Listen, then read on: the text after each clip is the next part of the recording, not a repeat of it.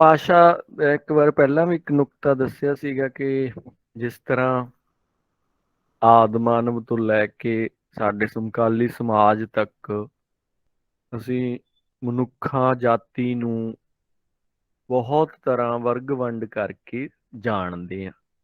ਭਾਵੇਂ ਕੁਝ ਲੋਕ ਕੋਈ ਮੰਨਦੇ ਆ ਕਿ ਪਹਿਲਾ ਮਨੁੱਖ ਜਿਹੜਾ ਇਥੋਪੀਆ ਤੋਂ ਚੱਲਿਆ ਸੀ, ਪਰ ਇਸ ਵੇਲੇ ਧਰਤੀ ਦੇ ਜਿਹੜਾ ਗਲੋਬ ਆ, ਜਿਹੜਾ ਧਰਤੀ ਆ, ਉਹ ਤੇ ਬਹੁਤ ਹਰ ਥਾਂ ਤੇ ਹੀ ਮਨੁੱਖ ਵਸਦਾ ਜਿੱਥੇ ਵਸਣਯੋਗ ਸਾਧਨ ਨੇ। ਤਾਂ ਇਸ ਲਈ ਮਨੁੱਖ ਨੂੰ ਜਿਵੇਂ ਵੰਡਿਆ, ਤਾਂ ਭਾਸ਼ਾ ਨੂੰ ਵੀ ਉਸੇ ਤਰ੍ਹਾਂ ਲੋਕਾਂ ਨੇ ਵੰਡ ਕੇ, ਪਰਿਵਾਰਾਂ 'ਚ ਵੰਡ ਕੇ ਇਹਦਾ ਅਧਿਐਨ ਕਰਨ ਲਈ ਵੀ ਹੁੰਦਾ। ਇਹਦੇ ਕਈ ਕਾਰਨ ਹੁੰਦੇ ਆ ਕਿ ਅਸੀਂ ਚੀਜ਼ਾਂ ਨੂੰ ਕਲਾਸੀਫਾਈਡ ਕਿਉਂ ਕਰਦੇ ਹਾਂ। ਜਿਹੜੇ ਲੋਕ ਰਿਸਰਚ ਦੇ ਵਿੱਚ ਹੈਗੇ, ਉਹਨੂੰ ਪਤਾ ਕਿ ਪਹਿਲਾਂ ਡਾਟਾ ਕਲੈਕਸ਼ਨ ਹੁੰਦੀ ਹੈ, ਫਿਰ ਡਾਟਾ ਐਨਾਲਿਸਿਸ ਹੁੰਦਾ, ਤੇ ਇਹ ਵੀ ਆਪਾਂ ਬਾਅਦ 'ਚ ਇੱਕ ਦਿਨ ਕਰਨੀ ਹੈ। ਤਾਂ ਜਿਹੜਾ ਜਿਹੜੇ ਆਰਟੀਕਲ ਜਾਂ ਜਿਹੜੀ ਨਵੀਂ ਖੋਜ ਆ, ਉਹਦੇ ਵਿੱਚ ਇਹ ਮੰਨਿਆ ਜਾਂਦਾ ਕਿ ਇਸ ਵੇਲੇ ਦੁਨੀਆ ਦੇ ਵਿੱਚ 6500 ਦੇ ਕਰੀਬ ਭਾਸ਼ਾਵਾਂ ਨੇ, ਤੇ ਭਾਸ਼ਾਵਾਂ ਦੀ ਸਨੇਕਤਾ ਵਿੱਚ ਏਕਤਾ ਵੀ ਹੈ ਤੇ ਭਾਈਚਾਰਾ ਵੀ ਹੈ। ਜਿਵੇਂ ਇਹ ਮਨੁੱਖਾਂ ਦੀਆਂ ਨਸਲਾਂ ਦੇ ਤੌਰ ਤੇ ਵੀ ਜਿਹੜੇ ਲੋਕਾਂ ਨੂੰ ਇਹਦੇ ਵਿੱਚ ਥੋੜਾ ਬਹੁਤਾ ਵੀ ਇੰਟਰਸਟ ਆ, ਉਹ ਜਾਣਦੇ ਆ ਕਿ ਮਨੁੱਖਾਂ ਦੇ ਵਿੱਚ ਵੀ ਇਸ ਤਰ੍ਹਾਂ ਦੀਆਂ ਸਾਂਝਾਂ ਨੇ। ਤਾਂ ਭਾਸ਼ਾ ਦੇ ਸਿਆਣਿਆਂ ਨੇ ਸੰਸਾਰ ਭਰ ਦੀਆਂ ਇਹਨਾਂ ਸਾਰੀਆਂ ਜਿਹੜੀਆਂ ਭਾਸ਼ਾ ਦੀਆਂ ਜੱਦਾਂ ਪੁਸ਼ਤਾਂ ਫਰੋਲ ਕੇ ਕੁਝ ਮੂਲ ਭਾਸ਼ਾਵਾਂ ਦੀ ਨਿਸ਼ਾਨਦੇਹੀ ਕੀਤੀ। ਇਸ ਨਿਸ਼ਾਨਦੇਹੀ ਕਰਨ ਨੂੰ ਹੀ ਕਿਹਾ ਜਾਂਦਾ ਹੈ ਕਿ ਇਹਨਾਂ ਦੇ ਭਾਸ਼ਾਈ ਪਰਿਵਾਰ ਲੱਭੇ, ਤਾਂ ਜਿਨ੍ਹਾਂ ਦੇ ਵਿੱਚ ਕਿਸ ਭਾਸ਼ਾਵਾਂ ਦੇ ਵਿੱਚ ਕੋਈ ਇੱਕ ਸਰਵ ਸਾਂਝੀ ਭਾਸ਼ਾ ਤੋਂ ਵਿਕਸਿਤ ਹੋਈਆਂ ਜਾਪੀਆਂ ਨੇ, ਉਹਨਾਂ ਨੂੰ ਇੱਕ ਭਾਸ਼ਾ ਪਰਿਵਾਰ ਦੇ ਵਿੱਚ ਮੰਨ ਲਿਆ ਗਿਆ, ਜਾਂ ਉਸ ਨੂੰ ਇੱਕ ਭਾਸ਼ਾ ਪਰਿਵਾਰ ਦੀਆਂ ਭਾਸ਼ਾਵਾਂ ਜਿਹੜੀਆਂ ਨੇ ਉਹ ਕਹਿ ਦਿੱਤੀਆਂ ਗਈਆਂ। ਇਹਨੂੰ ਸੱਭਿਆਚਾਰ ਦੇ ਤੌਰ ਤੇ ਅਸੀਂ ਜਾਣ ਸਕਦੇ ਹਾਂ ਕਿ ਜਿਵੇਂ ਅਸੀਂ ਆਪਣੀਆਂ ਸਾਕਾਂ ਸਕੀਰੀਆਂ ਦੀ ਗੱਲ ਕਰਦੇ ਹਾਂ, ਉਵੇਂ ਭਾਸ਼ਾਈ ਸਾਕਾਂ ਸਕੀਰੀਆਂ ਦੀ ਗੱਲ ਕੀਤੀ ਜਾਂਦੀ ਹੈ। ਮਿਸਾਲ ਲਈ ਉੱਤਰੀ ਅਫਗਾਨਿਸਤਾਨ, ਈਰਾਨ ਦੇ ਲਗਭਗ ਸਾਰੇ ਯੂਰਪ ਵਿੱਚ ਜਿੰਨੀਆਂ ਵੀ ਭਾਸ਼ਾਵਾਂ ਬੋਲੀਆਂ ਜਾਂਦੀਆਂ, ਇਹਨਾਂ ਨੂੰ ਸਾਰਿਆਂ ਨੂੰ ਭਾਰਤ ਯੂਰਪੀ ਪਰਿਵਾਰ ਕਹਿ ਦਿੱਤਾ ਗਿਆ, ਕਿਉਂਕਿ ਇਹਨਾਂ ਦੇ ਵਿੱਚ ਕਾਫੀ ਸਾਰੀਆਂ ਸਾਂਝਾਂ ਨੇ ਜਿਨ੍ਹਾਂ ਦੀ ਆਪਾਂ ਅੱਗੇ ਗੱਲ ਕਰਨੀ ਹੈ।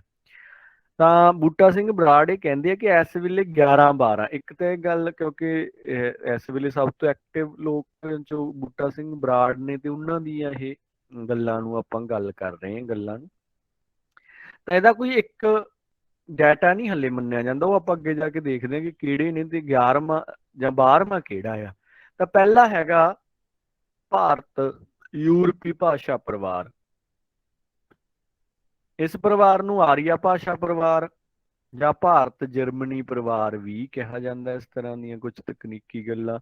ਇਹਦੇ ਵਿੱਚ ਮੁੱਖ ਭਾਸ਼ਾਵਾਂ ਕਿਹੜੀਆਂ ਨੇ?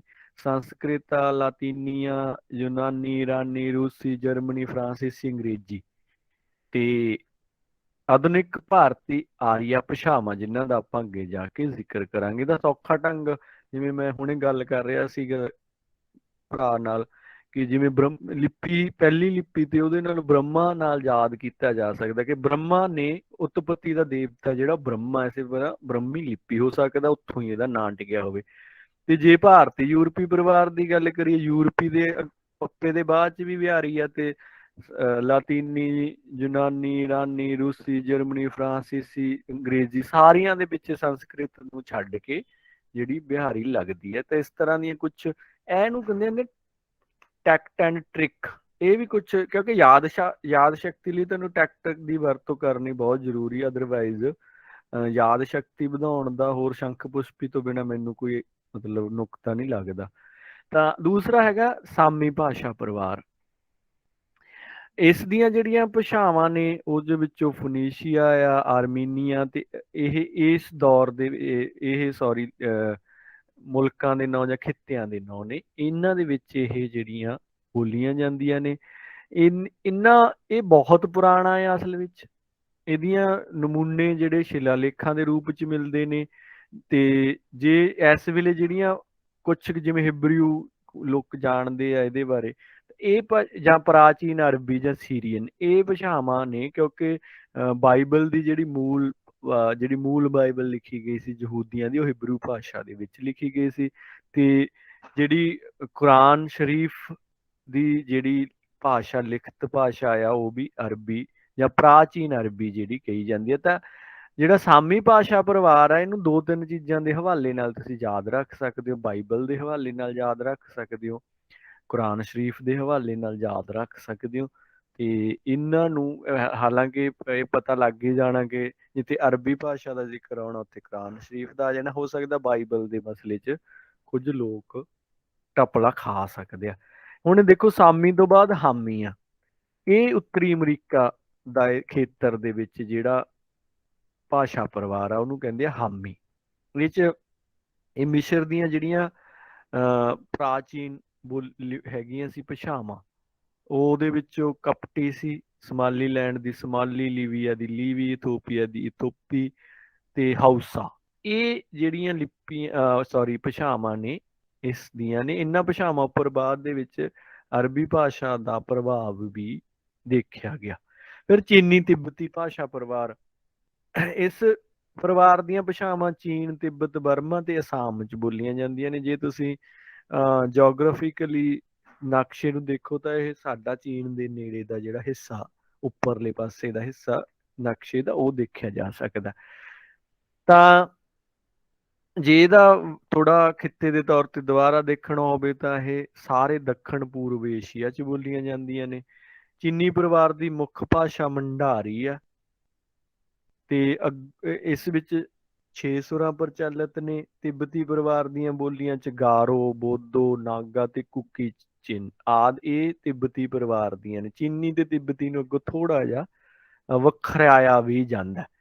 ਭਾਰਤ ਵਿੱਚ ਪੂਰਬੀ ਸੀਮਾ ਦੇ ਲਾਗੇ ਬੋਲੀਆਂ ਜਾਂਦੀਆਂ ਨੇ ਤੇ ਬਰਮੀ ਭਾਸ਼ਾ ਆ ਜਿਹੜੀ, ਉਹ ਵੀ ਇਹਦਾ ਹਿੱਸਾ ਆ। ਇਹ ਬਰਮਾ ਦੇ ਹਿੱਸੇ 'ਚ ਬੋਲੀ ਜਾਂਦੀ ਹੈ। ਇਹ ਸੀ ਸਾਡਾ ਚੀਨੀ ਤਿੱਬਤੀ ਪਰਿਵਾਰ। ਫਿਰ ਆ ਗਿਆ ਮਲਾਏ ਪੋਲੀਨੇਸ਼ੀਅਨ ਪਰਿਵਾਰ।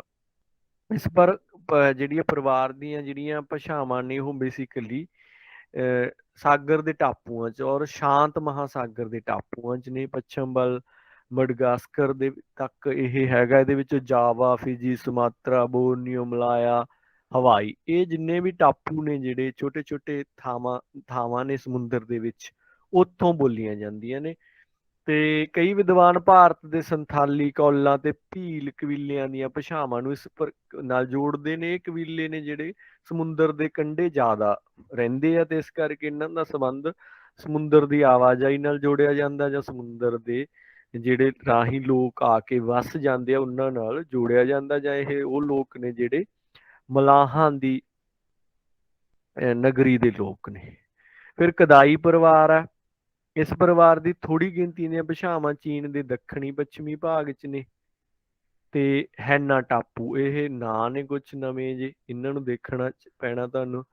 ਤੇ ਥਾਈਲੈਂਡ ਦੀ ਥਾਈ ਜਾਂ ਸਿਆਮੀ, ਤੇ ਹਿੰਦ ਚੀਨ ਦੀ ਲਾਸੀਆਨ ਜਾਂ ਲਾਓ, ਤੇ ਬਰਮਾ ਦੀ ਸ਼ਾਨ ਭਾਸ਼ਾ, ਇਹ ਕਦਾਈ ਭਾਸ਼ਾ ਪਰਿਵਾਰ ਦਾ ਹਿੱਸਾ।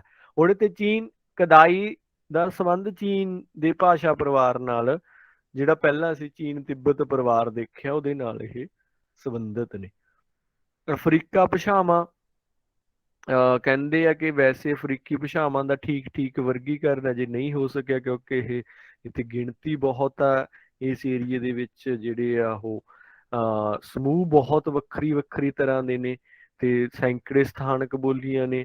ਤਾਂ ਫਿਰ ਵੀ ਇਹਨਾਂ ਨੂੰ 3 ਹਿੱਸਿਆਂ 'ਚ ਵੰਡਿਆ ਹੋਇਆ: ਬੰਟੂ ਭਾਸ਼ਾ ਸਮੂਹ, ਬੁਸੂਮੈਨ ਤੇ ਸੁਡਾਨ ਭਾਸ਼ਾ ਸਮੂਹ। ਜਿਨ੍ਹਾਂ ਲੋਕਾਂ ਨੇ ਗੋਡ ਮਸਟ ਵੀ ਕ੍ਰੇਜ਼ੀ ਨਾਂ ਦੀਆਂ ਫਿਲਮਾਂ ਦੇਖੀਆਂ ਹੋਣਗੀਆਂ, ਬੁਸ਼ਮੈਨ ਜਾਂ ਬੁਸ਼ੂਮੈਨ, ਉਹਦੇ ਵਿੱਚ ਕੁਝ ਲੋਕ ਦਿਖਾਏ ਆ, ਉਹ ਉੱਥੋਂ ਦੀ ਭਾਸ਼ਾ ਹੈ। ਬੰਟੂ ਤੇ ਸੁਡਾਨ ਤੇ ਬੁਸ਼ੂਮੈਨ ਵੀ ਕਹਿੰਦੇ, ਬੁਸ਼ਮੈਨ ਵੀ ਕਹਿ ਦਿੰਦੇ ਆ। ਤਾਂ ਅੱਗੋਂ ਇਹਨਾਂ ਦਾ ਵੀ ਹਿੱਸਾ ਆ ਕਿ ਬੰਟੂ ਭਾਸ਼ਾਵਾਂ ਨੇ ਜਿਹੜੀਆਂ ਭੂ-ਮੱਧ ਰੇਖਾ ਤੋਂ ਕੇਪ ਟਾਊਨ ਤੱਕ ਫੈਲੀਆਂ ਹੋਈਆਂ ਨੇ। ਜਿਹੜੇ ਲੋਕਾਂ ਦਾ ਜੀਓਗ੍ਰਾਫੀ 'ਚ ਇੰਟਰਸਟ ਰਿਹਾ ਉਹ ਗਲੋਬ ਨੂੰ ਥੋੜਾ ਜਿਹਾ ਧਿਆਨ 'ਚ ਰੱਖ ਸਕਦੇ ਆ। ਬੁਸ਼ਮੈਨ ਆ ਜਿਹੜਾ, ਇਹ ਭਾਸ਼ਾਵਾਂ ਦੱਖਣੀ ਅਫਰੀਕਾ ਦੇ ਖੇਤਰ 'ਚ ਖਾਸ ਕਰਕੇ ਜਿਹੜਾ ਬਹੁਤ ਹੀ ਮਾਰੂਥਲਨੁਮਾ ਏਰੀਆ, ਉੱਥੇ ਪਾਣੀ ਦੀ ਬਹੁਤ ਘਾਟ ਹੈ। ਸੁਡਾਨ ਸਮੂਹ ਦੀਆਂ ਭਾਸ਼ਾਵਾਂ ਬੰਟੂ ਸਮੂਹ ਤੇ ਹਾਮੀ ਪਰਿਵਾਰ ਦੇ ਵਿਚਲੇ ਜਿਹੜਾ ਅਫਰੀਕੀ ਖੇਤਰ ਬਚ ਜਾਂਦਾ ਉਹਦੇ ਵਿੱਚ ਬੋਲੀਆਂ ਜਾਂਦੀਆਂ ਨੇ। ਮੈਨੂੰ ਲੱਗਦਾ ਜਿਹੜਾ ਮੈਂ ਸੌਖਾ ਕਹਿੰਦਾ ਸੀ ਹੁਣ ਪਤਾ ਲੱਗਣਾ ਹੈ ਵੀ ਇੰਨੇ ਨਾਂ ਆ ਗਏ ਤੇ ਹੁਣ ਸਿਰ ਘੁੰਮਣਾ ਬਹੁਤਿਆਂ ਦਾ। ਫਿਰ ਆ ਗਿਆ ਅਮਰੀਕੀ ਪਰਿਵਾਰ, ਹਾਲੇ 8ਵੇਂ ਤੇ ਆਏ ਆ। ਤੇ ਅਮਰੀਕੀ ਪਰਿਵਾਰ ਦੀਆਂ ਭਾਸ਼ਾਵਾਂ ਅਮਰੀਕਾ ਦੇ ਆਦਿਵਾਸੀਆਂ 'ਚ ਬੋਲੀਆਂ ਜਾਂਦੀਆਂ ਨੇ। ਇਹਨਾਂ ਨੂੰ ਫਿਰ ਉੱਤਰ ਦੱਖਣ, ਉੱਤਰੀ, ਕੇਂਦਰੀ ਤੇ ਦੱਖਣੀ 3 ਹਿੱਸਿਆਂ 'ਚ ਵੰਡਿਆ ਹੋਇਆ। ਇਹਨਾਂ 'ਚੋਂ ਜਿਵੇਂ ਐਲਗਾਨੀਜ਼ੀਅਨ ਭਾਸ਼ਾਵਾਂ ਸਭ ਤੋਂ ਜ਼ਿਆਦਾ ਪ੍ਰਸਿੱਧ ਨੇ। ਇਹ ਪੂਰਬੀ ਤੱਟ ਤੇ ਕੈਰੋਲਿਨਾ ਤੋਂ ਦੱਖਣ ਵੱਲ ਲੈਬਰਾਡੋਰ ਤੱਕ ਫੈਲੀਆਂ ਹੋਈਆਂ ਨੇ। ਦੂਜਾ ਸਮੂਹ ਆ ਜਿਹੜਾ ਉਹ ਮੈਸਾਚੂਸਟਸ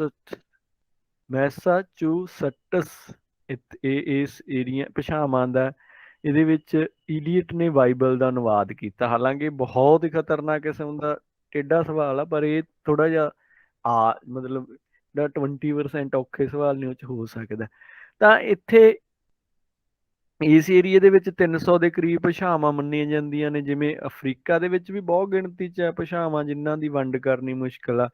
ਅਮਰੀਕਾ ਦੇ ਵਿੱਚ ਤੁਸੀਂ ਜਾਣਦੇ ਹੋਵੋਗੇ, ਜਿਹੜੇ ਲੋਕ ਜੁੜੇ ਹੋਏ ਆ ਜਿਓਗ੍ਰਾਫੀ ਜਾਂ ਪ੍ਰਵਾਸ ਦੇ ਮਸਲਿਆਂ ਨਾਲ, ਉਹ ਖਿੱਤੇ ਨੇ ਜਿਨ੍ਹਾਂ ਨੇ ਬਹੁਤ ਜ਼ਿਆਦਾ ਖੇਤਰ ਸਾਡਾ ਜਿਓਗ੍ਰਾਫਿਕਲੀ ਘੇਰਿਆ ਹੋਇਆ। ਤਾਂ ਇੱਥੇ ਇੱਕ ਭਾਸ਼ਾਈ ਪਰਿਵਾਰ ਆ ਮਿਆਨ ਦਾ, ਉਸ ਇਕੱਲੇ ਦੇ ਵਿੱਚ ਹੀ 300 ਦੇ ਕਰੀਬ ਭਾਸ਼ਾਵਾਂ ਨੇ। ਤੇ ਦੱਖਣੀ ਅਮਰੀਕਾ ਵਾਲਾ ਜਿਹੜਾ ਖੇਤਰ ਆ ਉਹਦੇ ਵਿੱਚ ਬਹੁਤ ਵਿਭਿੰਨਤਾ। ਇਹਦੇ ਵਿੱਚ 500 ਦੇ ਕਰੀਬ ਭਾਸ਼ਾਵਾਂ ਬੋਲੀਆਂ ਜਾਂਦੀਆਂ ਨੇ, ਜਿਹਦਾ ਸਭ ਤੋਂ ਵੱਡਾ ਪਰਿਵਾਰ ਆ ਨੇਚਿਜ਼ ਮੁਸਕੋਜ਼ੀਅਨ ਹੈ। ਤਾਂ ਇਹਦੇ ਨਾਲ ਨਾਲ ਜਿਹੜੇ 4 ਪਰਿਵਾਰ ਹੋਰ ਇਹ ਵੀ ਅਮਰੀਕੀ ਭਾਸ਼ਾਵਾਂ ਦੇ ਨਾਲ ਜੁੜੇ ਹੋਏ ਨੇ। ਅੱਗੇ ਹੈਗਾ ਆਸਟਰੀ ਏਸ਼ੀਆਈ ਭਾਸ਼ਾ ਪਰਿਵਾਰ। ਇਹਦੀਆਂ ਭਾਸ਼ਾਵਾਂ ਦੱਖਣੀ ਪੂਰਬੀ ਏਸ਼ੀਆ ਦੇ ਬਹੁਤ ਖਿੱਤਿਆਂ 'ਚ ਪ੍ਰਚਲਿਤ ਨੇ। ਵੱਡਾ ਖਿੱਤਾ ਇਹ ਵੀ ਆ। ਜਿਵੇਂ ਨਿਕੋਬਾਰ ਟਾਪੂ ਆ, ਹਿੰਦ ਮਹਾਸਾਗਰ ਦੇ ਕਈ ਟਾਪੂ ਨੇ, ਇਹਨਾਂ ਦੇ ਵਿੱਚ ਜਿਹੜੀਆਂ ਭਾਸ਼ਾਵਾਂ ਬੋਲੀਆਂ ਜਾਂਦੀਆਂ ਨੇ। ਹਾਲਾਂਕਿ ਅੰਡੇਮਾਨ ਨਿਕੋਬਾਰ ਅਸੀਂ ਭਾਰਤੀ ਖੇਤਰੀ ਸਮਝਦੇ ਹਾਂ, ਕਾਲੇ ਪਾਣੀਆਂ ਦਾ ਖੇਤਰ ਆ, ਪਰ ਇੱਥੇ ਜਿਹੜੀਆਂ ਭਾਰਤੀ ਯੂਰਪੀ ਪਰਿਵਾਰ ਦੀ ਥਾਵੇਂ ਆਸਟਰੀ ਏਸ਼ੀਆਈ ਪਰਿਵਾਰ ਦੀਆਂ ਭਾਸ਼ਾਵਾਂ ਨੇ ਜਿਹੜੀਆਂ ਬੋਲੀਆਂ ਜਾਂਦੀਆਂ ਨੇ। ਇੱਥੋਂ ਤੱਕ ਕਿ ਮੱਧ ਭਾਰਤ ਦੇ ਵਿੱਚ ਵੀ ਬਿਲਕੁਲ ਭਾਰਤ ਦੇ ਸੈਂਟਰ 'ਚ ਜਿਹੜੀਆਂ ਪਹਾੜੀਆਂ ਦਾ ਖੇਤਰ ਆ, ਉੱਥੇ ਮੁੰਡਾ, ਤੁਸੀਂ ਕਿਸੇ ਨੇ ਇੱਕ ਬਹੁਤ ਹੀ ਕਮਾਲ ਦਾ ਵਿਦਰੋਹੀ ਹੋਇਆ, ਉਹਦਾ ਨਾਮ ਮੈਂ ਹੁਣ ਪੂਰਾ ਨਾਂ ਭੁੱਲ ਗਿਆ ਕਿਉਂਕਿ ਮੁੰਡਾ ਸ਼ਬਦ ਆਇਆ ਤਾਂ ਉਹਦਾ ਨਾਮ ਵੀ ਮੁੰਡਾ ਜੁੜਿਆ ਹੋਇਆ। ਉਹ ਬਹੁਤ ਵੱਡਾ ਇੱਕ ਵਿਦਰੋਹੀ ਮੰਨਿਆ ਜਾਂਦਾ ਇਸ ਖੇਤਰ ਦਾ, ਪਹਾੜੀਆਂ ਦੇ ਖੇਤਰ ਦਾ। ਤਾਂ ਇਹ ਜਿਹੜੀ ਆ ਇਹ ਵੀ ਆਸਟਰੀ। ਇਹੋ ਜਿਹਾ ਸਵਾਲ ਬਹੁਤ ਟੇਢਾ ਘੁਮਾ ਕੇ, ਕਿਉਂਕਿ ਹੁਣ ਭਾਰਤ ਦੀ ਭਾਸ਼ਾ ਆ, ਮੱਧ ਭਾਰਤ ਉਹ ਵੀ ਮੱਧ ਦੇ ਵਿੱਚ ਆ ਗਈ ਆ। ਇਹੋ ਜਿਹਾ ਸਵਾਲ ਪੁੱਛਿਆ ਜਾਂਦਾ ਹੁੰਦਾ ਕਿ ਕਿਹੜੀ ਉੱਥੇ ਭਾਸ਼ਾ ਚੱਲਦੀ ਆ, ਉਸ ਭਾਸ਼ਾ ਦਾ ਕਿਹਦੇ ਨਾਲ ਸੰਬੰਧਿਤ ਆ। ਇੱਥੋਂ ਤੱਕ ਕਿ ਪੂਰਬੀ ਭਾਰਤ ਦੀ ਖਾਸੀ, ਖਮੀਨਾ ਜਾਂ ਮੋਨ ਨਿਕੋਬਾਰੀ ਬਾਰੇ ਗੱਲ ਹੋ ਗਈ ਆ। ਉਹ ਵੀ ਜਿਹੜੀ ਆਸਟਰੀ ਏਸ਼ੀਆਈ ਭਾਸ਼ਾ ਪ੍ਰਬੰਧ, 2 ਵੱਡੇ ਭਾਰਤੀ ਯੂਰਪੀ ਤੇ ਆਸਟਰੀ ਏਸ਼ੀਆਈ ਭਾਸ਼ਾ ਪਰਿਵਾਰ ਦਾ ਜ਼ਿਆਦਾ ਸੰਬੰਧ ਹੈ ਭਾਰਤ ਨਾਲ। ਤੇ ਉਸ ਤੋਂ ਬਾਅਦ ਦਰਾਵੜ ਦਾ ਵੀ ਆਊਗਾ। ਆਸਟ੍ਰੇਲੀਆ ਭਾਸ਼ਾ ਪਰਿਵਾਰ ਆਸਟ੍ਰੇਲੀਆ ਦੇ ਮਹਾਂਦੀਪ ਟਸਮੇਨੀਆ ਦੇ ਮੂਲ ਨਿਵਾਸੀਆਂ ਦੀਆਂ ਬੋਲੀਆਂ ਇਹਦੇ ਨਾਲ ਸੰਬੰਧਿਤ ਨੇ। ਫਿਰ ਦਰਾਵੜ ਭਾਸ਼ਾ ਪਰਿਵਾਰ ਦੱਖਣ ਭਾਰਤ ਦਾ ਜਿਹੜਾ ਜ਼ਿਆਦਾ ਸਾਰੀਆਂ ਬੋਲੀਆਂ ਆਲਮੋਸਟ ਇਸ ਭਾਸ਼ਾ ਪਰਿਵਾਰ ਨੇ। ਇਹ ਦਰਾਵੜ ਤੇ ਆਰੀਆ ਦਾ ਇੱਕ ਮਸਲਾ ਚੱਲਦਾ ਰਹਿੰਦਾ, ਕਦੇ ਪਤਾ ਲੱਗਦਾ ਕਿ ਹੈਗੇ ਵੀ ਸੀ 2 ਵੱਖਰੀਆਂ ਚੀਜ਼ਾਂ ਕਿ ਨਹੀਂ ਵੀ ਸੀ। ਪਰ ਫਿਲਹਾਲ ਅਸੀਂ ਇਹੀ ਜਾਣਨਾ ਕਿ ਦੱਖਣ ਭਾਰਤ ਦੇ ਵਿੱਚ ਜਿੰਨੀਆਂ ਵੀ ਬੋਲੀਆਂ ਹੈਗੀਆਂ ਭਾਸ਼ਾਵਾਂ ਨੇ ਉਹਨਾਂ ਦਾ ਸੰਬੰਧ ਦਰਾਵੜ ਭਾਸ਼ਾ ਪਰਿਵਾਰ ਨਾਲ। ਇਹਦੀਆਂ ਮੁੱਖ ਜਿਹੜੀਆਂ ਨੇ ਤਾਮਿਲ, ਤੇਲਗੂ, ਕੰਨੜ ਤੇ ਮਲਿਆਲਮ ਮੰਨੀਆਂ ਜਾਂਦੀਆਂ ਨੇ। 12 ਨੰਬਰ ਤੇ ਗਿਆਤ ਭਾਸ਼ਾ ਪਰਿਵਾਰ ਰੱਖਿਆ ਹੋਇਆ ਬੂਟਾ ਸਿੰਘ ਬਰਾੜ ਹੋਰਾਂ ਨੇ। ਉਹ ਕਹਿੰਦੇ ਆ ਕਿ ਉੱਪਰਲੀਆਂ ਭਾਸ਼ਾ ਪਰਿਵਾਰਾਂ ਨੂੰ ਤਾਂ ਅਸੀਂ ਵੰਡ ਲਿਆ, ਹਾਲਾਂਕਿ ਅਫਰੀਕਾ ਵਾਲਾ ਹਿੱਸਾ ਵੀ ਹਲੇ ਅਣਵੰਡਿਆ ਆ, ਉਹਦੀ ਪੱਕੀ ਵੰਡ ਨਹੀਂ ਹੋਈ। ਪਰ ਹਲੇ ਵੀ ਉਹ ਕਹਿੰਦੇ ਆ ਕਿ ਜਿਹੜਾ ਗਿਆਤ ਭਾਸ਼ਾ ਪਰਿਵਾਰ ਆ ਇਹ 'ਚ ਕੁਝ ਭਾਸ਼ਾਵਾਂ ਅਜਿਹੀਆਂ ਨੇ ਜਿਨ੍ਹਾਂ ਦਾ ਹਜੇ ਪਤਾ ਨਹੀਂ ਲੱਗਦਾ ਕਿ ਇਹਨਾਂ ਦਾ ਪਿਛੋਕੜ ਕਿਸ ਵੰਸ਼ ਨਾਲ ਜਾ ਜੁੜਦਾ। ਇਸ ਲਈ ਇਹਨੂੰ 12ਵਾਂ ਤੇ ਅਗਿਆਤ ਭਾਸ਼ਾ ਪਰਿਵਾਰ ਤਸੱਬਰ ਕਰ ਲਿਆ। ਏਦਾਂ ਦਾ ਵੀ ਸਵਾਲ ਆ ਸਕਦਾ ਕਿ ਅਗਿਆਤ ਭਾਸ਼ਾ ਪਰਿਵਾਰ ਕਿਉਂ ਆ। ਇਹਦੇ ਵਿੱਚ ਜਿਵੇਂ ਫਰਾਂਸ ਦਾ ਪੱਛਮੀ ਖੇਤਰ ਆ, ਸਪੇਨ ਦੇ ਵਿੱਚ ਜਿਵੇਂ ਕੁਝ ਵਸੂਆਂ ਜਿਹੜੀ ਉਹ ਬਾਸਕ ਭਾਸ਼ਾ ਬੋਲਦੀ ਹੈ, ਭਾਸ਼ਾ ਦਾ ਨਾਂ ਤੇ ਕਲੀਅਰ ਹੋਇਆ ਹਨਾ। ਤਾਂ ਪਰ ਇਹਨਾਂ ਦਾ ਹਾਲੇ ਤੱਕ ਇਹ ਨਹੀਂ ਪਤਾ ਕਿ ਇਹਨਾਂ ਦਾ ਪਰਿਵਾਰ ਕਿਹੜਾ, ਕਿਹੜੀ ਭਾਸ਼ਾ ਨਾਲ ਜੋ ਇੱਕ ਨਹੀਂ ਹੈ, ਕਿੰਨੀਆਂ ਨੇ।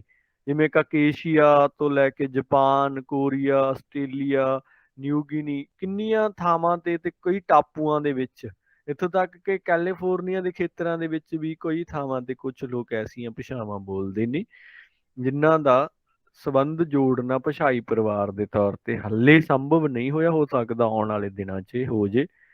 ਤੇ ਨਵੀਂ ਖੋਜ ਮੁਤਾਬਕ ਉਪਰੋਕਤ ਭਾਸ਼ਾ ਪਰਿਵਾਰਾਂ ਵਿੱਚ ਵੀ ਅਦਲਾ ਬਦਲੀ ਹੋ ਸਕਦੀ ਹੈ, ਕਿਉਂਕਿ ਜਿਵੇਂ ਇਹਨਾਂ ਦਾ ਜਿਹੜੇ ਹਾਈਲਾਈਟਡ ਪਰਿਵਾਰ ਨੇ, ਇਹਨਾਂ ਦਾ ਪਿਛੋਕੜ ਨਹੀਂ ਮਿਲਿਆ, ਇਸੇ ਤਰ੍ਹਾਂ ਜਿਹੜਿਆਂ ਦਾ ਮਿਲ ਗਿਆ ਉਹਨਾਂ ਦੇ ਵਿੱਚ ਵੀ ਕੁਝ ਨਵੀਆਂ ਚੀਜ਼ਾਂ, ਜਿਵੇਂ ਮੈਂ ਕਿਹਾ ਸੀਗਾ ਕਿ ਹਾਲੇ ਤੱਕ ਇਹ ਮੰਨਿਆ ਜਾਂਦਾ ਕਿ ਪਹਿਲਾ ਮਨੁੱਖ ਇਥੋਪੀਆ ਤੋਂ ਪੈਦਾ ਹੋ ਕੇ ਫੈਲਿਆ, ਤੇ ਪਿੱਛੇ ਜੇ ਕੁਝ ਨਵੀਆਂ ਖੋਜਾਂ ਆਈਆਂ ਤੇ ਸਾਡੇ ਪੰਜਾਬ ਦੇ ਲਾਗਲੇ ਹਿੱਸੇ, ਜਿਹੜਾ ਪੁਰਾਣੇ ਪੰਜਾਬ ਦਾ ਵੀ ਕੁਝ ਹਰਿਆਣੇ ਦੇ ਵੱਲ ਇੱਕ ਖਿੱਤਾ ਲੱਭਿਆ, ਜਿੱਥੋਂ ਇਹ ਮੰਨਿਆ ਗਿਆ ਕਿ ਇਥੋਪੀਆ ਤੋਂ ਪੁਰਾਣੇ ਲੋਕ ਵੀ ਮਿਲੇ ਆ, ਕੰਕਾਲ ਮਿਲੇ ਆ। ਤੇ ਇਹ ਖੋਜ